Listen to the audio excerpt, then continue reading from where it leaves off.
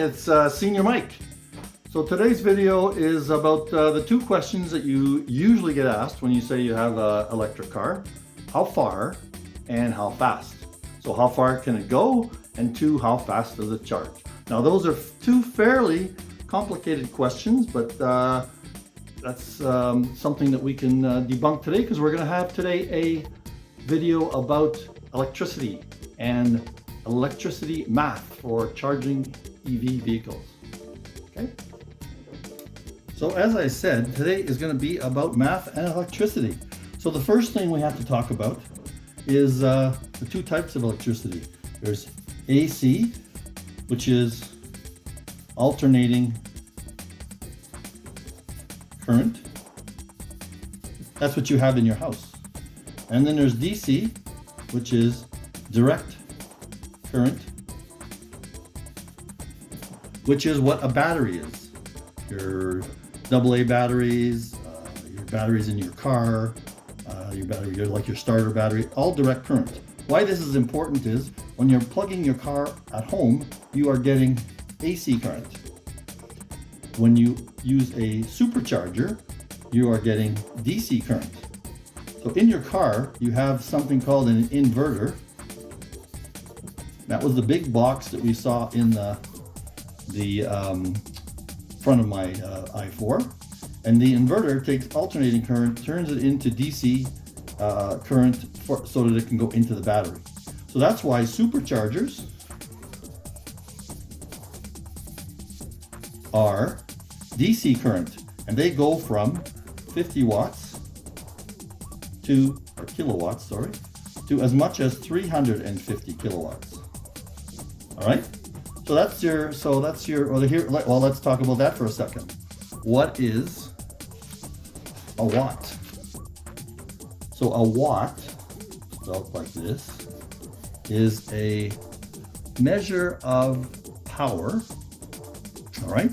So a kilowatt is 1,000 watts. Now we're not going to go into any more detail on that. I don't want to give you a lecture on electromagnetism, but kilowatts are important. You'll hear that a lot in electric cars. All right. Now the next thing you got to know is kilowatt hours, and that is a measure of energy. And by energy we mean how big is your battery? How big is your battery? We're going to get that in a second. And you also measure your, and let's just talk range for 1 second. So that would be power, which is kilowatts, or kilowatts per hour,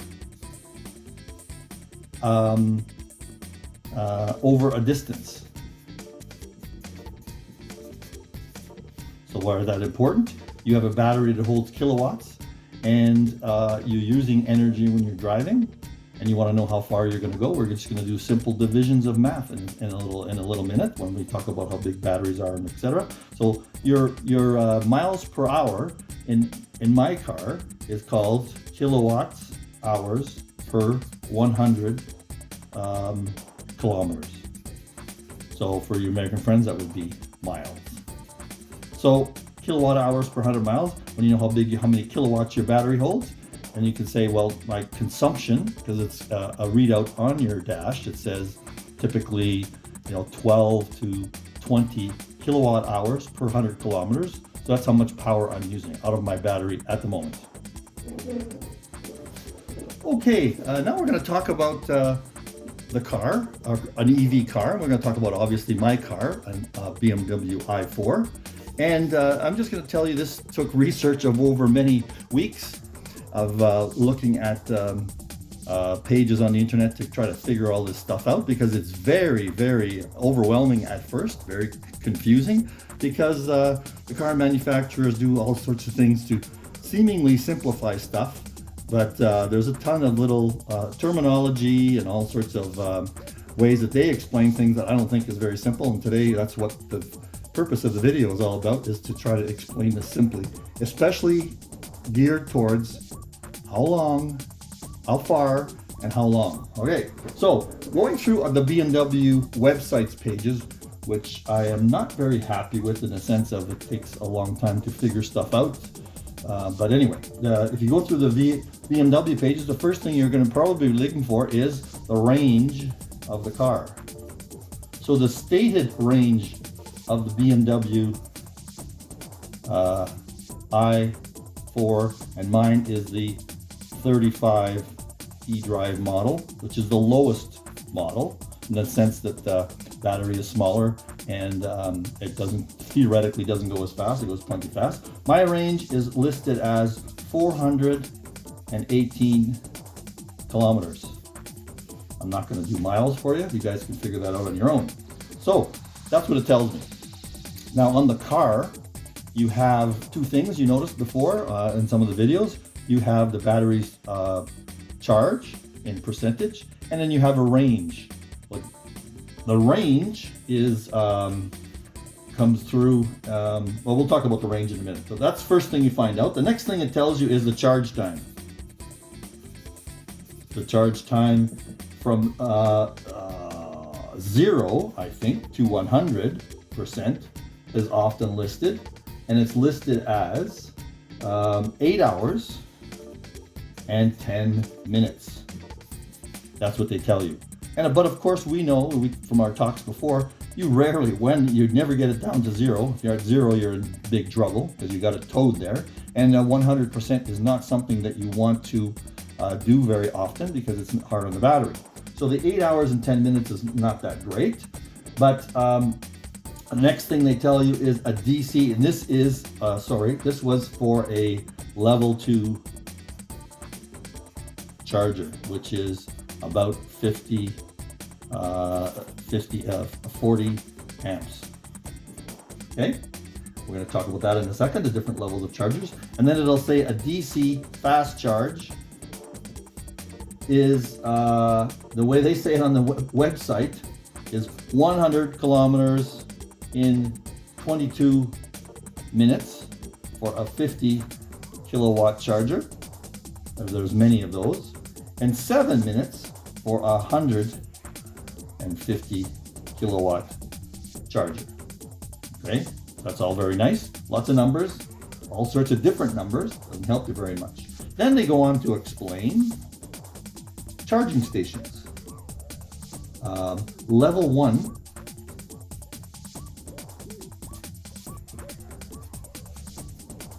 is your 120 volt circuit. We're not going to talk about volts very much here because that's not really very relevant, because a 100 circuit, the most important thing is how many amps it gives you. So typically a 100 amp, your regular wall plug is either a 15 amp or a 20 amp circuit. And it's important to know that because your car has to be set for what it is. So so that's a level 1.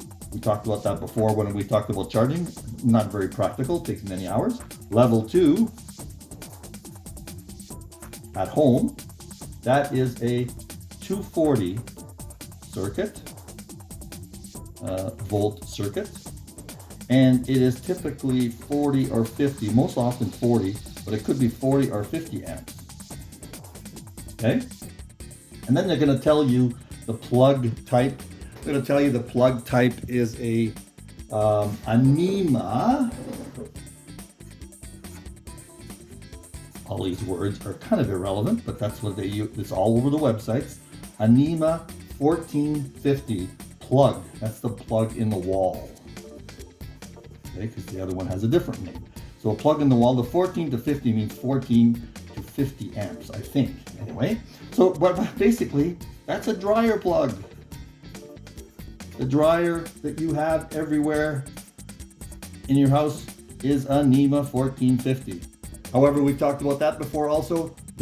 If you're installing it yourself, which you shouldn't be, don't install a typical Home Depot or Lowe's dryer plug, because they are not made to be plugged in for hours and hours at a time.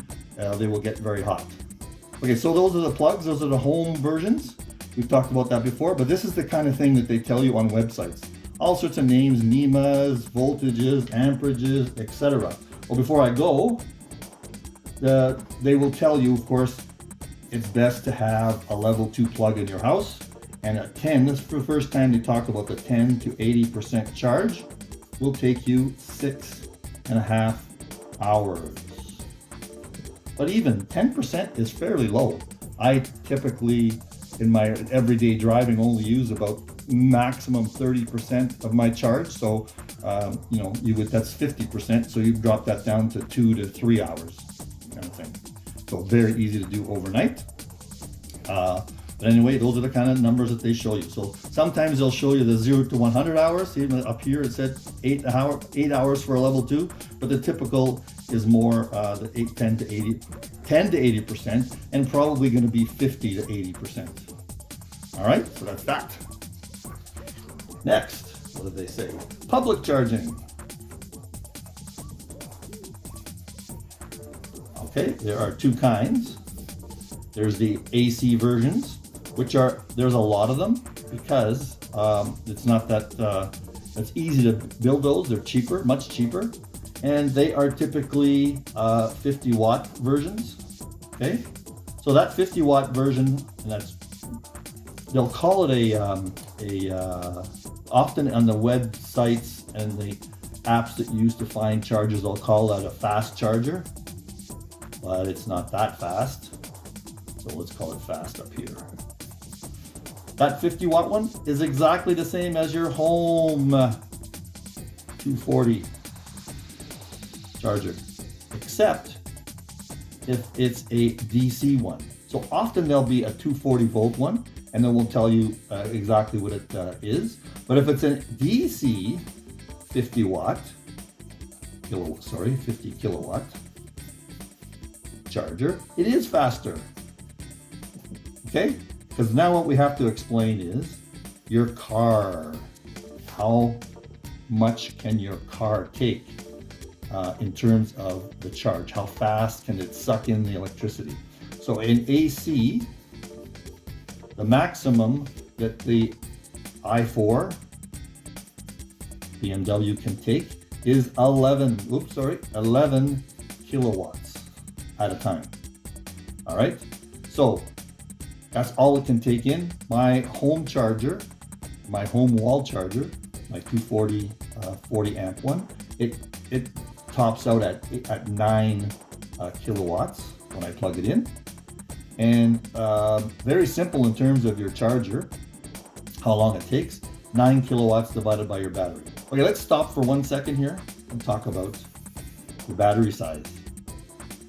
Big beef that I have with BMW, and there's nowhere on the site that I can find how large my battery is. I looked in the manual, I looked all over the site. I believe I found it once on the site, but I haven't found it again, so it's not that easy to find. So the battery size is very important for all this math. I'll explain that in a minute. So my i4 35 eDrive, the battery size is 70 kilowatts. All right, kilowatt hours. Oh, sorry, 70 kilowatts. As it goes power versus energy. It's 70 kilowatts with a usable capacity of 67 kilowatts. Okay, so that is the big number we want to know about, because if you go back to here, if I can suck in the car at 9 kilowatts and I need 67, you just do the math. You divide 67 by 9. That's my 0 to 100 charge time. So that's the key. This right here is the key to everything about charging time-wise, how long it's going to take to charge. You need to know your battery size and how much your car is able to suck in terms of power, and that gives you your charge time, kilowatt hours. Because 67 is the kilowatts. How fast you suck it out and how fast you suck it in is the kilowatt hours issue. All right. and your car's consumption is also in kilowatt hours. Now, I didn't bring my calculator with me. I'll go get it in a second. Let's just do that math with a calculator. So this 67 divided by 9 equals 7.4 hours, a little bit less than 7.5. Now, what we did on the previous page, it said 8 hours and 10 minutes from 0 to 100. So that's probably because once you get from 80 to 100, charging slows down and it takes a lot more time. Okay, so let's do a few other calculations here. And we will, here comes some of the math that makes it a little bit tougher. All right, let's do 10 to 80% charge time. I'll just say time. All right, so our battery is 67 kilowatts, remember? So 10 to 80 is 70% of their battery. So 70% of 67, let me do that, 67 times 0.7 equals 46.9 kilowatts. Remember, our car in my wall plug was able to charge at 9 kilowatts. It was able to suck in the power at 9 kilowatts. So 9 kilowatts divided by 46 equals 5.2 hours. That's how long it would take me to go from 10 to 80 with my wall plug. All right, so that is actually a little shorter time than it said on the website. But again, how do you know what are they talking about? What level 2 charger are they talking about? So anyway, that's about close to what I was experiencing. As a matter of fact, I'm going to drop my car down to 10% today and see if that's the right charge. Okay, let's talk about something else, that terminology that will drive you crazy when you first start doing it. We'll get back to this charge time stuff in a minute when we talk about other things. So anyway, public charging, going back to public chargers.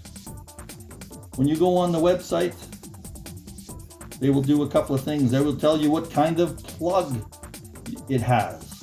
There are 3 kinds of plugs. There is something called a CCS connection. That's the one you have. My BMW i4 has a CCS connection. That's the one that looks like it's got little dots like this, and then it's got another one on the bottom. So they'll sometimes show you that kind of plug. There's something else called a CHAdeMO plug. They will tell you it has or hasn't got a CHAdeMO plug. Forget about the CHAdeMO. I don't know who used it. It was a plug standard that was around for a while and is now gone. You'll never see one. You won't be knowing about that. You won't be seeing that. You don't need to, because your car doesn't have it, and it's basically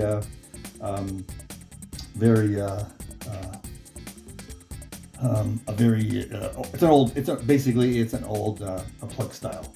There is I did not write it down, but there's another name for the Tesla one, because public chargers can charge Tesla cars. So that's fine, but you can't charge the other way. Check Tesla. So Tesla to public is okay. Public, that's us, non-Tesla guys. So non-Tesla to a Tesla charger. No, you cannot do that at the moment. Hard. I understand in Europe there's a few, and in the US within a year or so there'll be some. In Canada, no, you can't do that. So where was I? That was the CHAdeMO, the charging station discussion. So that's called a CSS connection, and that is a DC connection.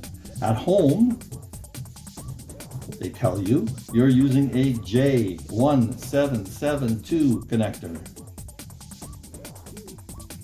That's just the little one. When I showed the little spot here, like a circuit or circle, and then at the bottom there was this, right? Remember in our door of our plug, there's a door for this one.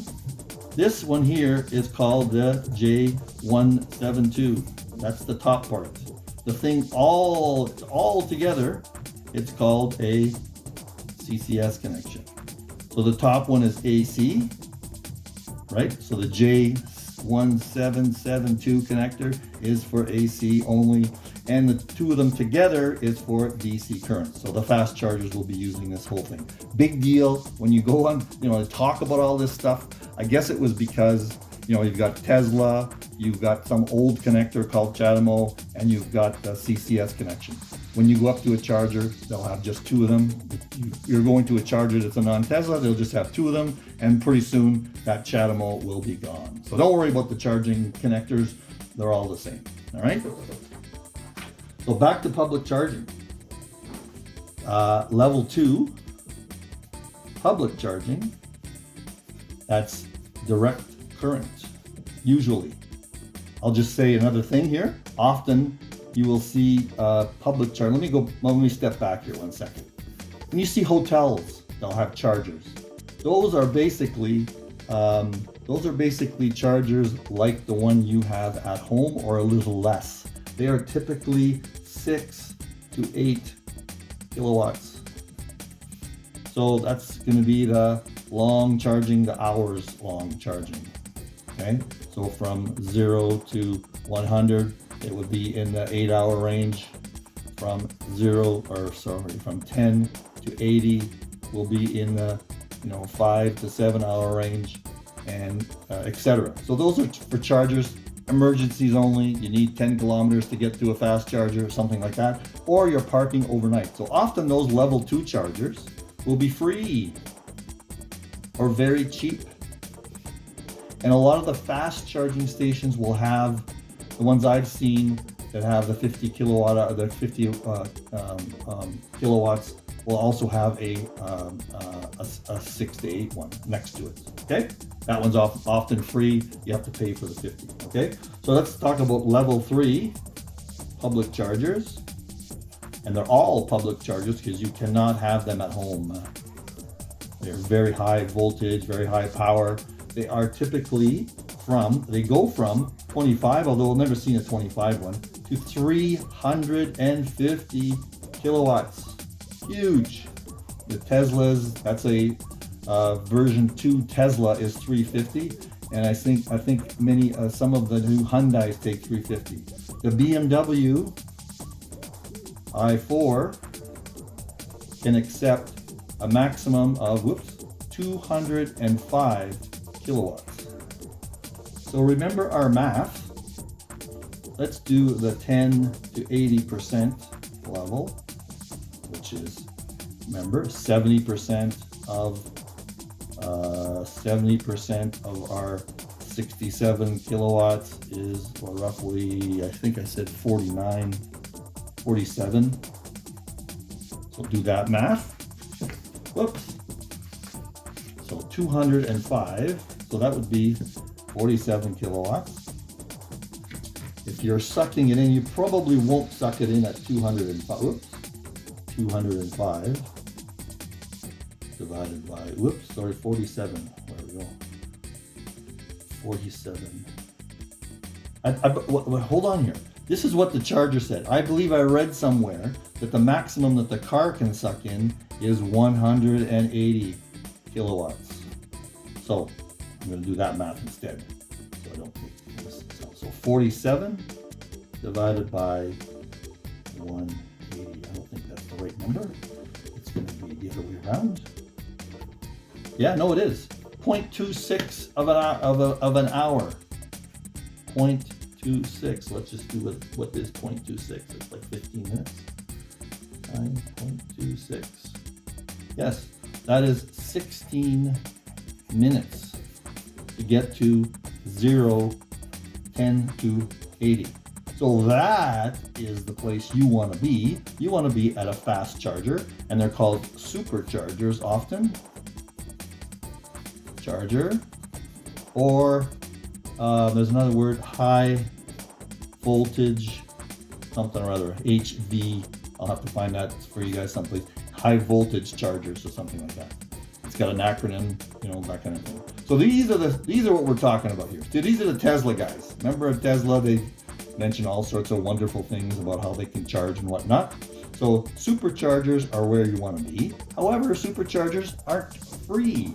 How did you know? Typically, and I was telling you about, so typically you're going to find level 3 chargers. Many of them are 50 kilowatts. All right. And that, in my experience, that 50 kilowatt charger level, it is a level 3 because it's DC. Typically, I was sucking in 37 kilowatts. All right, so let's do some math again. Our 67 kilowatts.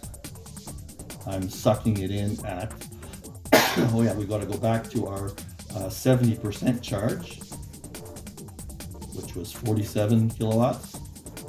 Now we're going to divide that by 37. So back to my calculator here. 47 kilowatts divided by 37, because that's what I'm going to suck into my car. That's what I was showing sucking into my car. That is 1.2 hours. 1.27 actually hours. So 1 hour, 15 minutes to go from 0 to 10 to, that's 10 to 80%. So that's, and there's a lot of these chargers, in my hometown. That's all I've got is 50 kilowatt chargers. So on a trip, an hour and 15 minutes to stop and charge your car up is not very good. So typically what people do is they go to these 50 kilowatt ones, they fill up just enough to get to a supercharger, where it takes 15 minutes to get a full charge. And again, most people do not charge to 100% at level 3 chargers because you're getting charged for it, and the time between 80 to 100% is quite slow, and you're getting charged by the minute. The 50 kilowatt ones in my hometown are $20 an hour. So my fill up 10 to 80 would cost about $24. So and that's giving me 300 kilometers approximately. So that's my cost is $22. Not cheap. For the 100, it would probably be. I'm not even gonna speculate because I'm not sure how slow the 80 to 100 is. Right. So I hope that was all as clear as mud, and I was out looking for some more documentation and printing of stuff that I had, and I came across this one, just a better picture of what the CCS charger looks like. So that's what it looks like on the left hand side there. That's the charger you plug in, and on the right hand side is probably what it looks like in the car, or could look like in the car. I think anyway, that's basically what it looks like. It's better than my little drawing. So that top part, this top part here, is what the top part looks like for the home charger, and then when it's DC, you get that second little part on the charger there too. So, but it just plugs into your car, no big deal. Another thing I came across was this page. You can read it. Hopefully, you can read it. It was from a website, a European website, because most of the North American documentation does not have my eDrive 35 or 35 eDrive on it, so I can't find anything. So anyway, this one shows a little bit about the car, its power, and power is torque. If you normally have torque, the way you talk about a regular car, 400 Newton meters. Usually it's in foot-pounds, so I don't know what the calculation. I think it's 310 or something like that. Huge. 390 kilometers per hour, faster than you want to go. The electric range with a little asterisk there, because that's the next topic we're going to talk about. The how far. What is the range of the car? And there's where I got the battery information. See that? Nominal capacity is what the battery is made for, 70.2 kilowatt hours. But its usable capacity is 67. This is the only place I could find this. There's the architecture number, 400 volts. You'll see that talked about every once in a while. What is the architecture of your system in your car? Irrelevant for everything else. I guess it's just the amount of volts that the thing can handle. I think I'm not sure what the Tesla is, but I know that the Hyundai, very good car. The Hyundai electric cars have a huge number there, so I won't talk about that. So the voltage is nothing else. But the interesting page of what we're going to be talking about is the range of the car. And here's a very interesting calculation. I've never seen this anywhere before, but here's the number that you want to look at. The range between 290 kilometers and 575 kilometers. Again, here's some mileage one. This is a European site, that's why it's kilometers, and I'm happy about that because that's what we use in Canada. So huge variation there. But here's some nice numbers there. City driving, cold weather, 380 kilometers. These are maximums, of course. Look how far it goes down on the highway. And that's typically, I guess, they're based on minus 10 degrees C. So mild weather is 23 degrees C. Because if it's very hot, it'll be a little bit less. But the number I like to see is city mild weather, 575 kilometers, 375 on the highway. So that's their combined 460. Again, every range calculations for cars in North America or in the world talk about combined city and highway. So, usually it's miles per gallon or kilometers per gallon, etc. For cars, it is got to do with kilowatts. So that's the next discussion we're going to have, the math that we're going to talk about. So, how far will your car go? That is a very complicated question, and it is based on a number of things. So, range. That's what everybody wants to know about. How far will it go? Because you panic at first about your range.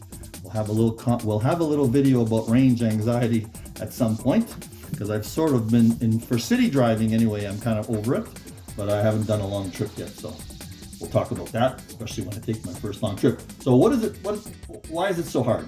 Well, range varies because of three factors, at least three factors, probably more. First one, biggest one, how cold is it outside? As you noticed in that previous page, they listed regular weather as 23 degrees C. I believe that's in the 60 to 70 Fahrenheit range. But if it's very cold, the consumption is going to be a lot less. People talk about 30% less range. It's probably going to be even worse than that. So that's a big issue. How cold is it? Number two issue. Even in regular weather, I'm going to move that over to here. Number two, how you drive.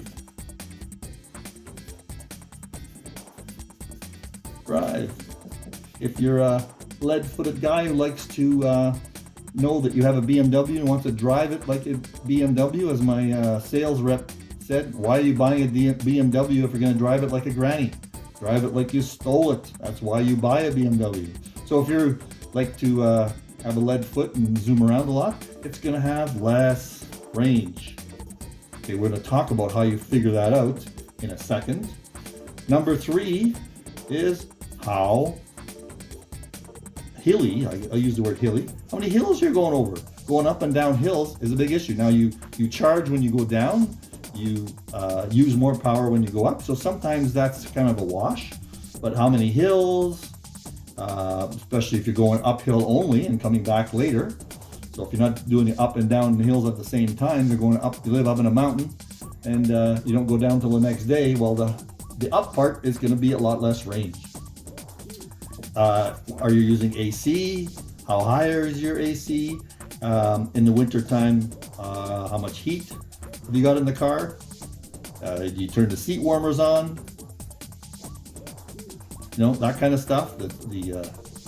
I think the seat warmers and the steering wheel warmer are pretty high usage, because that's kind of an electrical resistance that's heating them up. The AC and the heat, your car has a heat pump.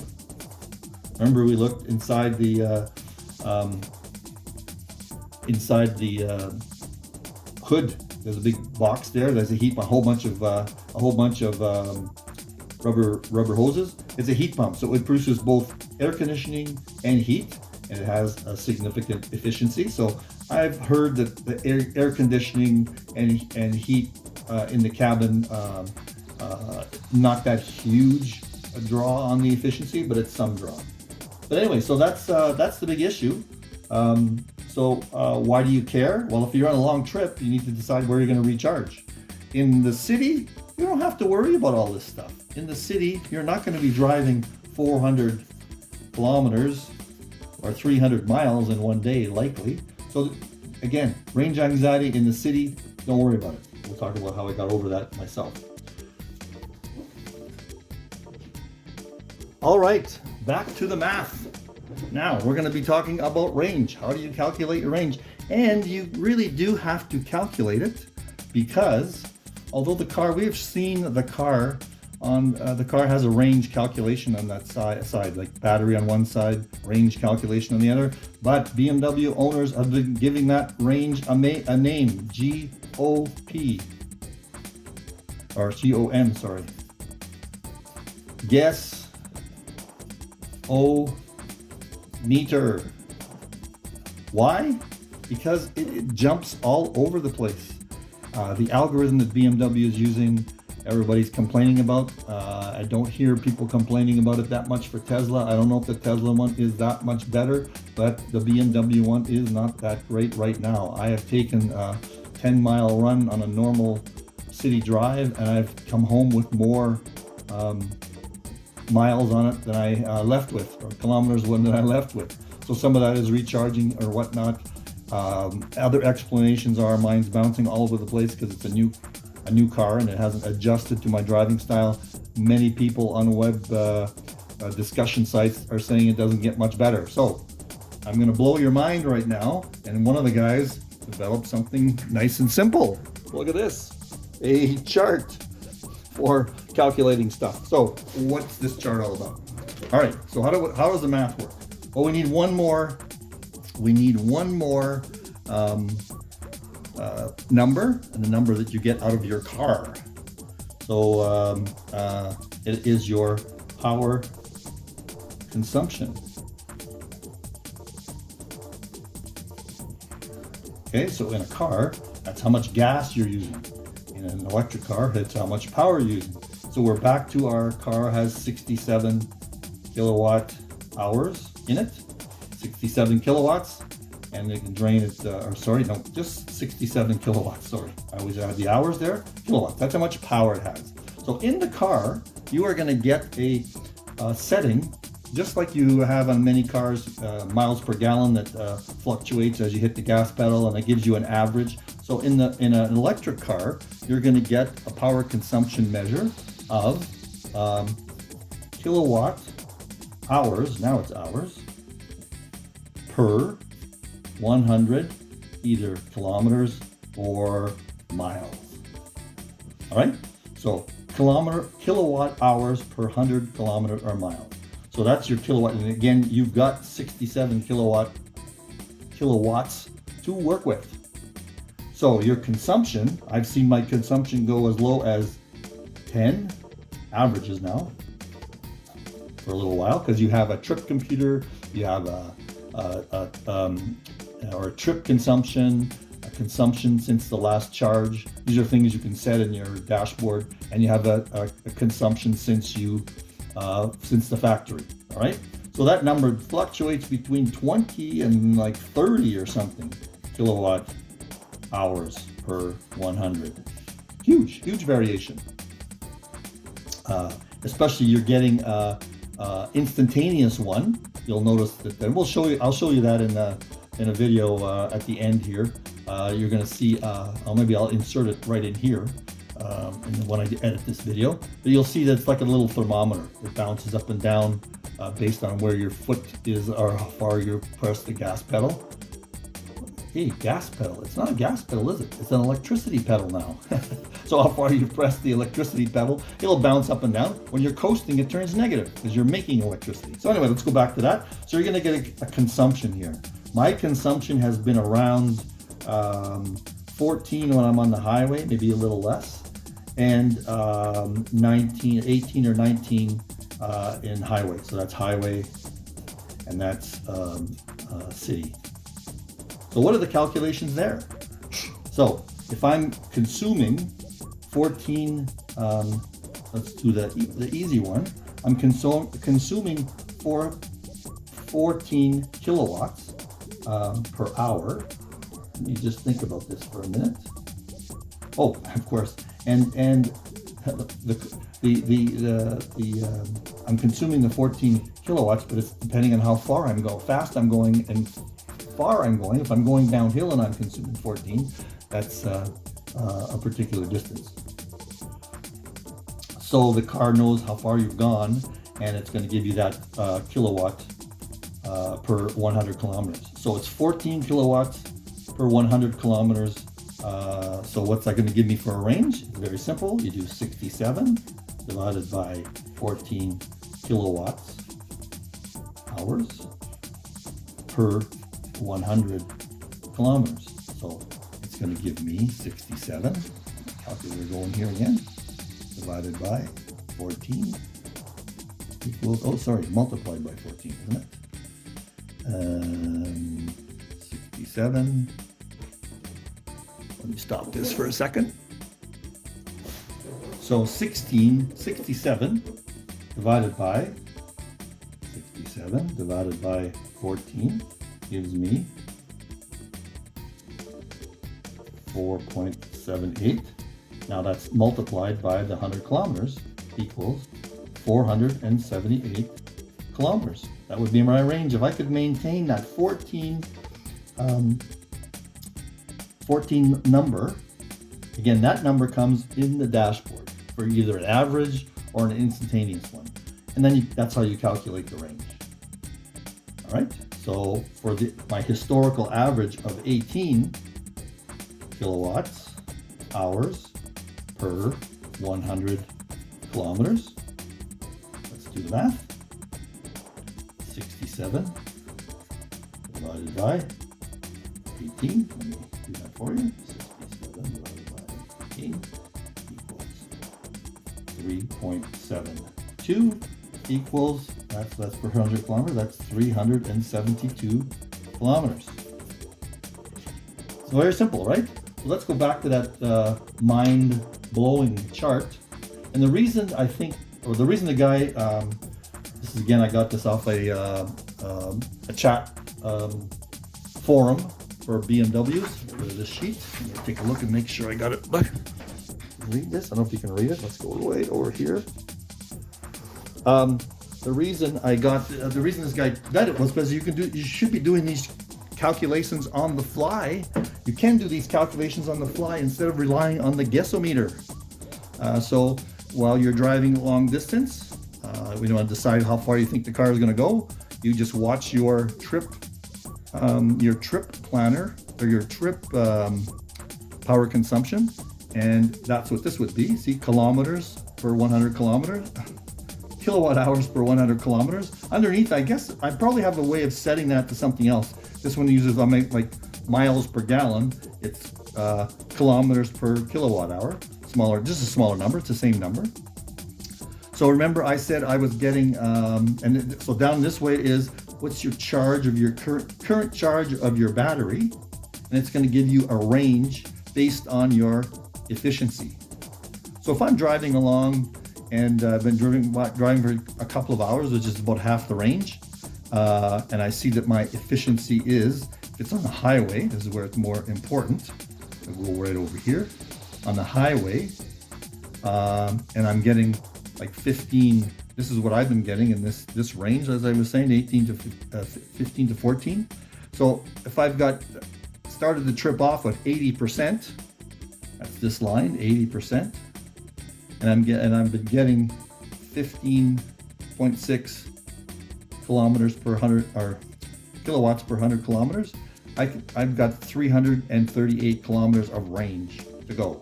Now, if I'm halfway through my trip and I'm down to 50%, but I'm maintaining that 15.6, I think I've got the right line there, 200 kilometers to go, so I don't have to worry about charging until I get to 200 kilometers away. So that's what this chart is about. I'll be putting this in my dashboard.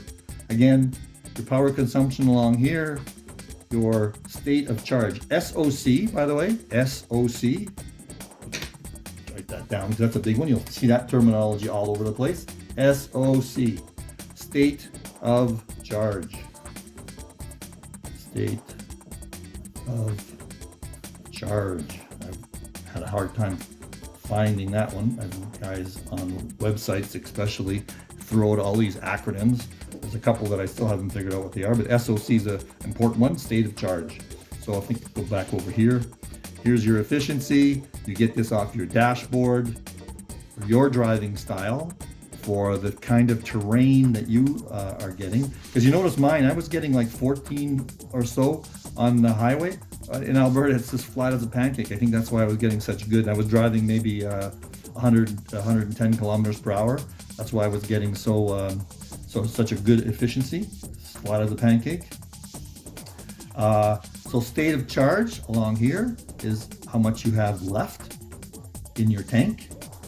So if it's 50% and you're driving like a maniac and you've only got 22, you're driving like a maniac and you got 22 per 100K, 100 kilometers, you're gonna have 149 kilometers left in your tank. So it is a very useful chart. Like I said, this is going in my car.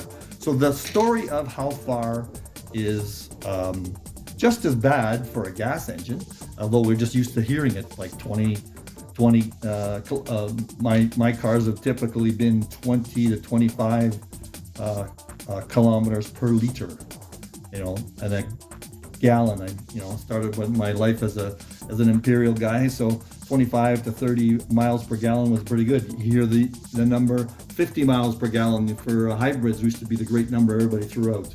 So anyway, that's the equivalent for electric cars is kilowatt hours, because again, your tank is your battery. So you have to find out all these calculations, all this mathematics, if you want to call it that. Arithmetic is probably a better way of saying it. It all starts with the three numbers. How big is your battery? How much can you suck in at the charger? How much power can you suck in at the charger that you're plugging into? And for range, how far can you go on a kilowatt hour? That's all the math that you have to start thinking about in your head, but it's pretty weird numbers. And so that's why this chart's pretty important. So the numbers are important because charging stations are not every 2 miles like the gas stations are. So you do have to plan your trip. Again, around town, you don't have to worry about this because you're coming home and you've got a charger at home. You can charge it up as much as you like for the driving that you have. And modern cars have long ranges. 400 kilometers is a good 300 miles. Not too many people have to commute one direction that far. So not an issue around the city.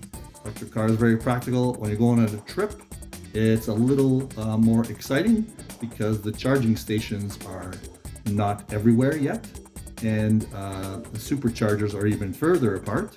So you could be there for regular chargers. The 50-watt chargers are an hour to an hour and a half to get a big long fill up, whereas the superchargers are in the 15 to 20 minute range.